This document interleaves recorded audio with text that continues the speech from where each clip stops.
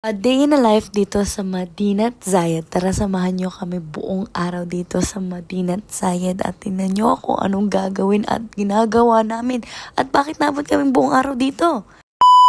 Ayan, tingnan nyo, sa sobrang ganda niya, pati basura nakalibot sa kanya. Ayan o, ang dami guys, sa kanya lang yan. Sa kanya lang yan. Ayan o, Diyos ko Lord. Kailan ka matatapos niyan, madam? Naipit kasi nung Ramadan. Ayan o. Ang dami talaga, Diyos ko. Magkano kaya may ipon mo diyang pera? Praise the Lord.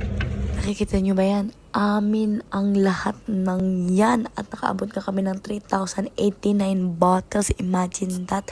At natapos namin ilagay sa machine lahat yan in just one day. Pero yun nga lang, umabot kami ng 8 hours. Ito, nagbaon na kami ate. Dito na kami kumain ng tanghalian. Tapos merienda.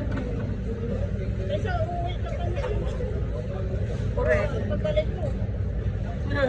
Video! Kalas!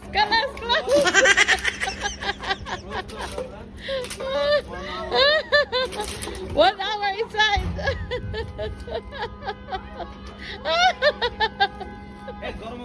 At dahil kinumpleto namin halos buong araw dito sa machine na ito, tayo naman ay papasok na at tayo ang sasalo sa mga boteng inilalagay namin dito. Ay nako, napagtripan pa talaga tayo ni Kuya, Diyos ko.